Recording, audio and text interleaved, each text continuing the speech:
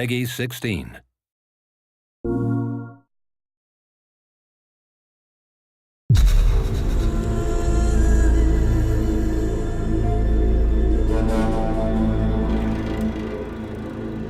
Hi, my name is Mark Norris, senior producer for Guerrilla Games on Horizon Zero Dawn. And here we are, finally with Paris Games Week. We premiered Horizon Zero Dawn at E3, and at that time we only showed the behind closed doors to a number of the media members, but we've never shown it publicly. And finally, we are going to do that here today. One thing that you should know almost immediately is, yes, you can explore everything that you can see here, but we're on a quest. Now, we've hidden that quest UI and that quest interface, but one of those two tribes that you saw previously in the trailer, one of them has given you a quest, and it's a quest of critical importance. And that quest is to get a very specific resource. It's a resource from the canisters that you can find on the back of this herd that we call the Grazers. Now, why do you need this resource?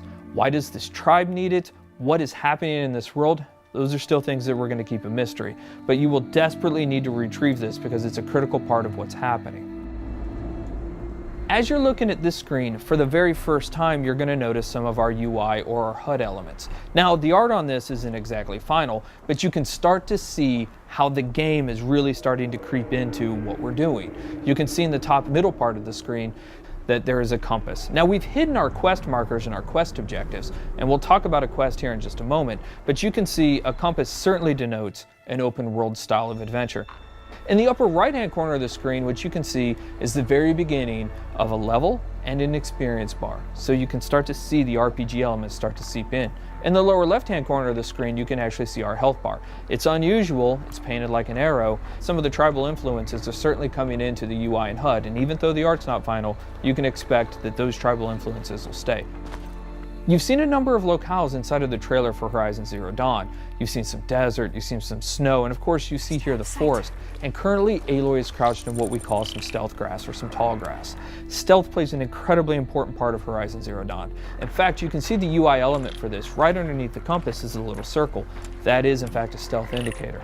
And so Aloy will need to wait for the right moment in order to introduce that stealth attack. Sorry, little one. So we mentioned that there are a couple of RPG elements, right? One of those things that you just saw, especially if you've got the keen eyes or if we zoom in on it, is the number 825 that just popped up.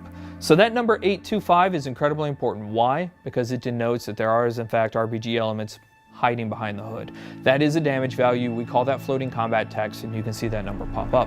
But now we've actually also gotten into the loot menu. Now, we've described previously how important the machine parts are to the world of Horizon Zero Dawn, but here we're showing you some of those parts. In fact, that flame coil that you can see on screen is one of the elements that's required to build explosive arrows. Now, machine parts are incredibly important. The economy, the entirety of the world of Horizon Zero Dawn is built around these machine parts. So here you can see Aloy picking up what is essentially a couple of health plants. Now, those will fill up your health if you get low, but the important thing here is actually what they represent. You will want to explore every nook and cranny of this open world. The ancient city, the tops of mountains, rivers and valleys, all kinds of settlements, because you never know what you'll find. Guerrilla's DNA is strong in Horizon Zero Dawn. We've talked about this game being an action RPG, but Guerrilla Games is really known for its action. What Aloy is going to do here, she's going to use what we call the explosive tripwire. And that is really used as a trap. It can be used as a defensive countermeasure, but it's mostly used as a preventative measure. She knows, because she spent so much time with these machines, that these Grazers are incredibly skittish, that they will run off at the first sight of her or the first sight of noise. And she knows that if she's going to complete this quest, she's got to get those canisters. So for her, the best way to make sure this happens is to set these explosive tripwires down and try to find a way to force the Grazers into the traps. So that's what we're going to try and do. We're going to set down a couple of these traps, and we're going to try and create a distraction.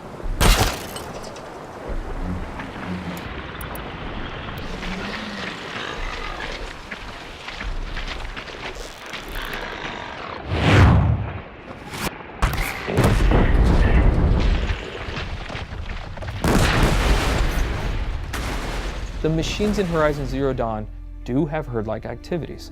And here we have a species defending itself, these Grazers, allowing a couple of them to stick around to fight Aloy.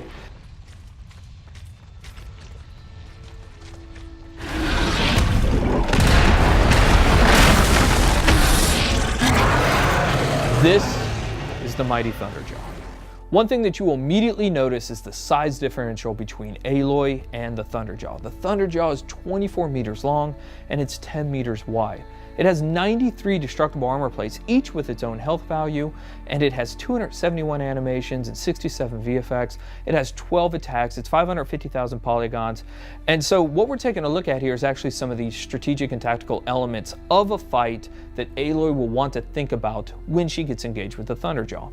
So we're going to take a look right here at the fact that there's actually some weak points on the Thunderjaw. As you're taking a look at the leg here, that orange muscle that you can kind of see underneath there, that is also a weak point. If you're able to hit that, you're able to do 4 times the amount of damage that you would ordinarily do. Now the question is, how would you actually take off that armor plate? Now we give you a couple of options there, but the best option is to use the machine itself. So we're taking a look at the disc launcher right now, and you saw earlier in the E3 trailer that you can shoot off the machine. You can shoot off the disc launcher, but you didn't know why we did it. The reason why we did it is because it takes a lot of arrows to knock off a Thunderjaw's armor plate. But if you can knock off its disc launcher, you can pick the disc launcher up and use its own weapons against it, and that's one of the best ways to take down the Thunderjaw.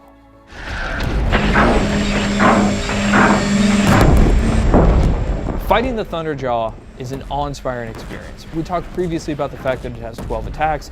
A number of those attacks that you're seeing now you hadn't seen before. It's not that it has a tail swipe and a foot stomp and a little bit of a disc launcher attack. Shooting off those disc launchers is incredibly important for a second tactical reason. It has a 360-degree absolute assault with that disc launcher that makes it incredibly difficult for you to get anywhere close to it. So you're going to want to take off those disc launchers. But if you are, you'll notice now it still has a railgun and a mouth laser. So this thing's serious. Even though it's previously damaged, it still has a huge amount of attacks. So what Aloy is going to try and do here is try to find a way to tie the machine down so that she gets a brief window to figure out her next move.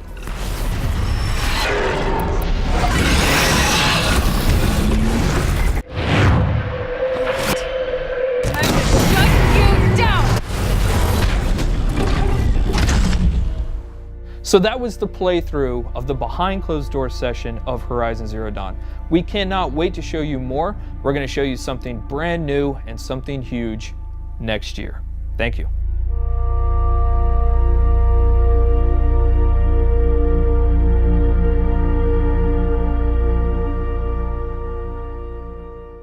For the players.